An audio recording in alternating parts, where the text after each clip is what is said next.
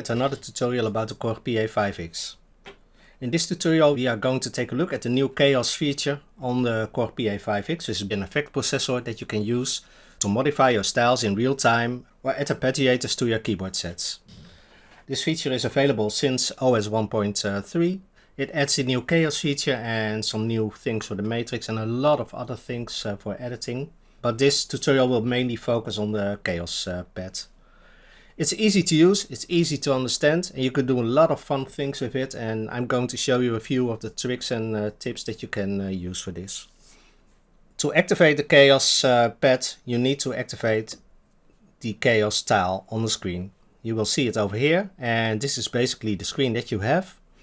The interface is really easy. This is the pad where you activate the KAOSS effects. Here you select the presets in this one. In this section below you can see for the X and Y parameter, and the X is the horizontal and the Y is the vertical line, which parameters you are going to modify for that style or arpeggiator. And with the button over here, the arrow, you can make it full screen if you like that more. I really like the small screen because that makes it possible to use one hand. By holding the shift key you can freeze parameters, you can see that over here. And if I hold one and I release it, you will see that it's frozen, and as soon as you touch screen again, it will release that arpeggiator. So that's why I leave it on the small screen. But if you prefer it, you can also use the big screen. That's not a problem at all. So if you want to select one of the favorites, just select one. You can activate them. You will see that the screen changes based on the effect that you are going to use. In this case, for instance, a repeater and filter means that the loop length is, this is the original because it's dark, and the light ones is beat, 8, 16th and 32, and the middle one is the 0 value. And for the cutoff and resonance, if you go up, you will see that the value of I rises, the Y parameter rises, and if you go down, you will see that it lowers. So that's basically how the interface works. Really easy to understand, and you can experiment a lot with it. If you want one of the other effects, then press this arrow button and you can select over here one of the many effects that are in the KAOSS pad. So let's say that you want the decimator and balance, which is really nice, and you want to store it on a preference because you are going to use it a lot more. Let's say that we are going to set it on, for instance, the first one, the Arpeggiator 4 beat. Just hold that tile, and if you release it, now it's a preset in that element. So that's the way to store presets in your own preferred set. So you can create up to 12 presets which you like to use a lot. So that's basically the interface. Let's try it out, and to show it I'm going to use one of my songbook entries, Keyword Dance Arpeggiator, and it uses a style I've created, and I have a couple of keyboard sets. So this is a good keyboard set for arpeggiators. A trend spike. And if I add the upper 3, I can make it more dirty.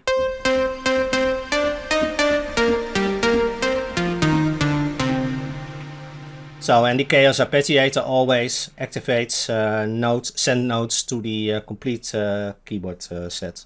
A good thing to know is that when you use the arpeggiator, the whole pedal works differently than normally. I'm not in the KAOSS section now, so if I hold a note, you will hear that it continues that holding that note. If you are in arpeggiator mode, then it won't do that, and that's because the arpeggiators disable the pedal functionality, but you can use the pedal to hold the chords that you activate for the arpeggiator. So I will give some playing examples for this. The other ones that aren't arpeggiators, that are called transformation effects, and those are basically modifying or interfering with the style that you are using. So let me give an example. I have a trance style now, it's on variation 4. If I activate it, and I'm going to use the density and filter trigger, so let's use this one, And you see on the X parameter we can determine how busy that pattern is, and the filter we can also modify by going up or down in that section. So let's start it with C minor. So we have now a transformation effect, and basically we are saying, hey, the density goes from left to right, the X parameter, and the path of resonance is going from the top till the bottom. So, and the null value is the red line in the middle. So if I want to make it a little bit less busy, then I go to the left on the screen.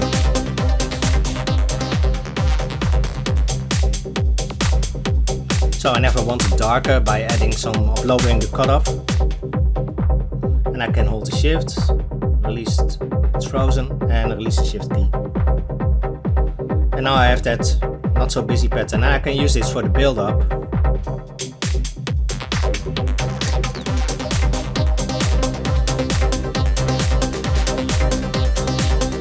And if I release it, it will be keeping that value. So very nice. Let's use the Arpeggiator. I have the plug selected in the keyboard Z1. So let's play an Arpeggiator. Whenever I touch the screen, it will play that C minor chord in the basic variation. And the higher I go, the louder it will get. And the speed is the bar that you select. So I select the 16. Let's make it a little bit loud so that we can hear it quite good. So let's add a melody.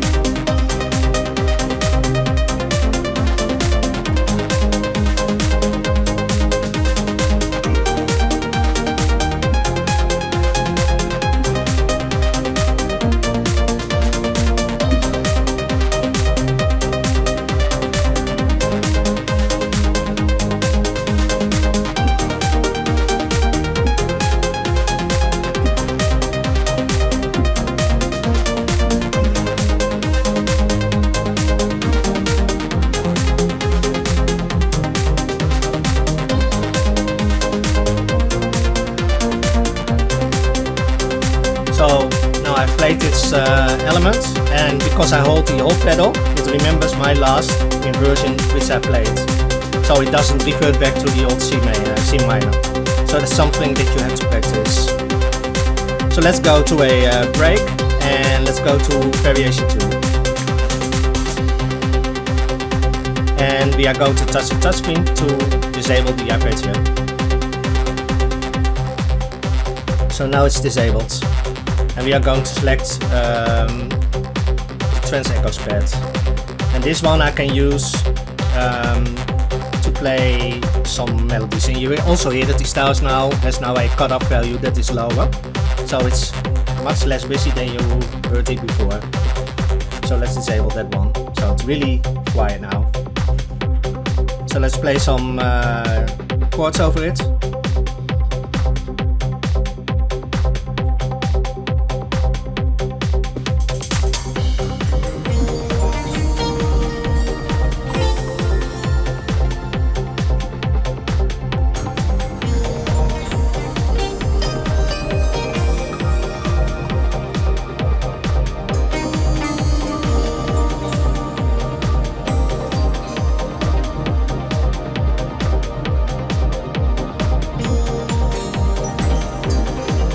And we can also add a string sound for that.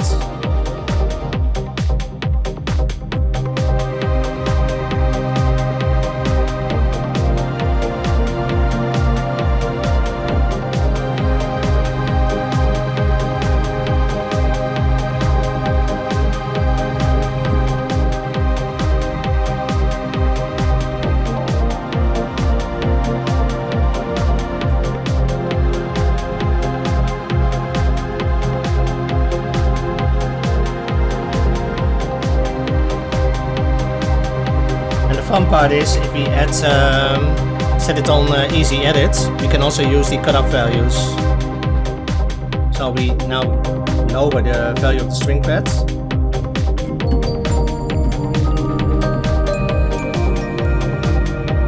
And we can add how much cutoff we want to have. That's standard functionality. You don't have to do anything for this. It's available in the Easy Edit.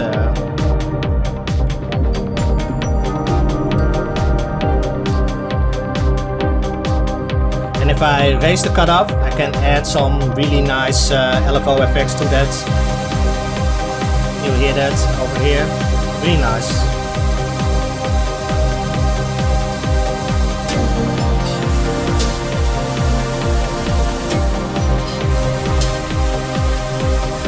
And of course we can use the KAOSS pad and do all kind of things like it so.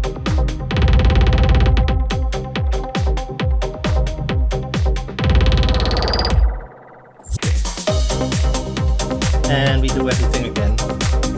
So that's really a transition that I really like, going up and press the brake button that it falls down and that you can go on. And of course I've added some pads so that you can make it even busier. Select the Arpeggiator sound again. And we set it on the Arpeggiator again. And it's still in that C minor one.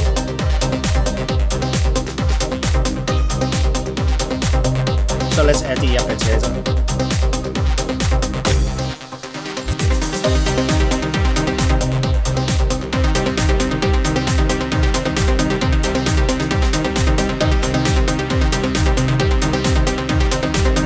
And let's add the melody again.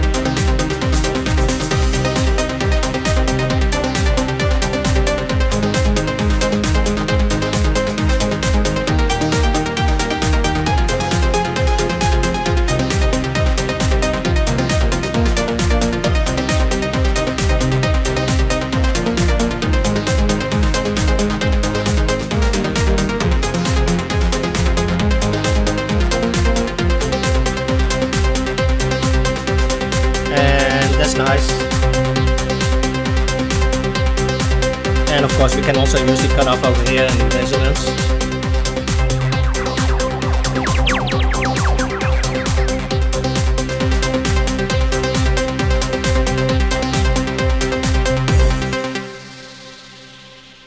So just a small example what you can do with the KAOSS pad. Some transformation effects, arpeggiators, and some things that you can do.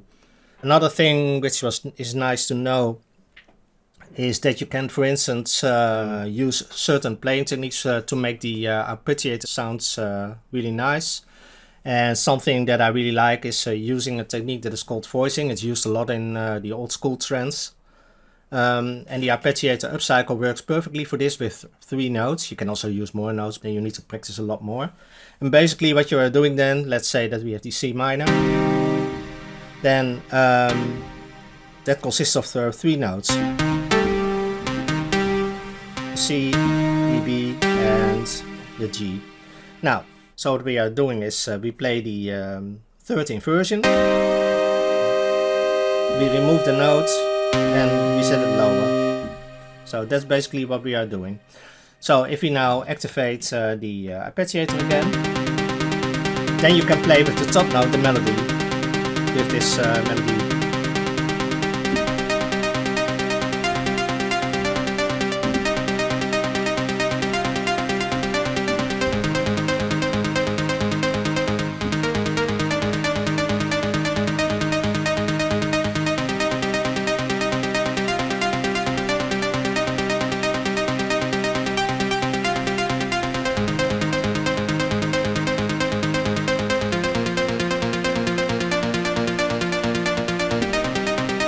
So that works really well. And of course you can also use the 4 chords. And then you do the same. So that's up to you, but that are all kind of possibilities that you can use. The thing you need to have activated to use this is in the user mode, switch 5, bass inversion, because basically with your bass note you determine the root note of the chord that you are going to play. So then you can keep your style in the root note that you want. If you have no idea what I'm talking about, then check the chord recognition for beginners to advanced tutorial that I have on my channel. There it's explained in detail. So I hope this helps. It's only about the KAOSS feature now. We have a lot more new items in the OS 1.3 that are really interesting, but this KAOSS feature alone can get you going for hours, and you can have so much fun with it when you play with your styles. There are a lot of different effects and can do all kind of nice things to your styles or to your keyboard sets. So have fun experimenting with it, and see you in the next tutorial.